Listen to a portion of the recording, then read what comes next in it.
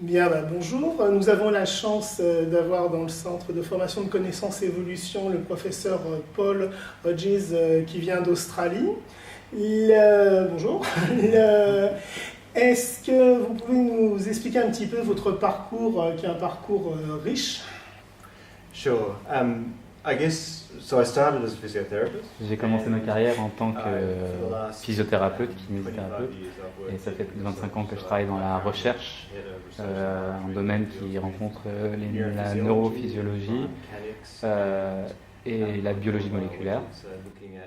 Donc, dans mes recherches, j'essaie de comprendre toutes les implications à tous les niveaux nerveux, soit cortex, tronc cérébral, moelle épinière, jusqu'aux nerfs périphériques et aux muscles, toutes les implications liées à la douleur et au changement d'activité musculaire, et ensuite d'envisager des stratégies thérapeutiques pour répondre à ces changements. Et alors, comment donc ces études de neurosciences et de biomécanique ont modifié votre activité de praticien? So, I think by understanding le fait de mieux comprendre les processus biomécaniques et neurologiques qui sous-tendent les douleurs ou les troubles du contrôle permet de mieux comprendre mes patients. Par exemple, un patient qui se présente avec une difficulté de mouvement m'amène à envisager des actions directement sur le muscle, mais je sais aussi qu'il y a des implications neurologiques et qu'il va aussi falloir envisager un traitement ciblé sur cet aspect neurologique. Après cette journée de cours, moi j'ai été très intéressé par le fait que vous intégriez non seulement le contrôle musculaire dans la posture, dans le mouvement, mais également par rapport aux fonctions ventilatoires et également aux problèmes de continence. Est-ce que cette vision, je dirais, plus systémique apporte beaucoup par rapport à vos patients?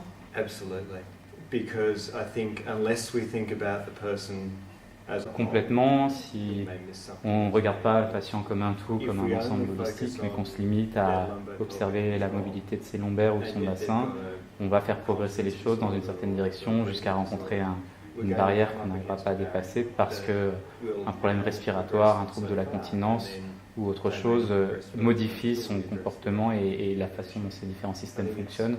Donc cette considération du corps comme une entité globale est indispensable.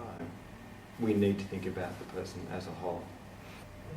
Alors justement, ça donne la suite en termes de questions. Donc ce côté systémique est intéressant, mais dans la présentation que vous avez fait aujourd'hui, elle était limitée au niveau du tronc.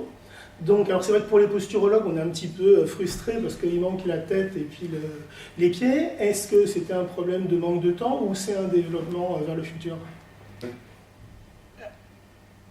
One thing I tried to highlight was that we do need to think about the interrelationship with other regions. Effectivement, en partie par manque de temps, j'ai dû limiter mon intervention aujourd'hui au segment au tronc, même si j'ai évoqué quand même l'importance des membres et notamment des membres inférieurs et des pieds.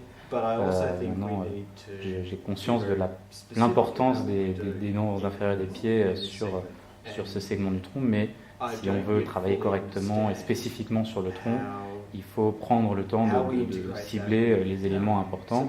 Malgré ça, je suis très très curieux de l'importance du travail que vous mettez en place sur les pieds et j'aimerais vraiment voir quelles implications ça peut avoir sur le reste du corps.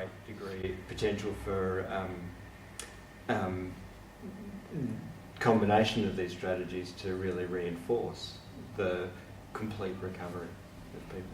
D'accord. Donc ça ouvre des perspectives de collaboration et puis peut-être que vous nous ferez le plaisir de revenir dans quelques temps pour montrer la suite et l'évolution de vos travaux. Sure. Ok, merci beaucoup Paul et puis au plaisir de vous revoir bientôt à Paris. Thank you.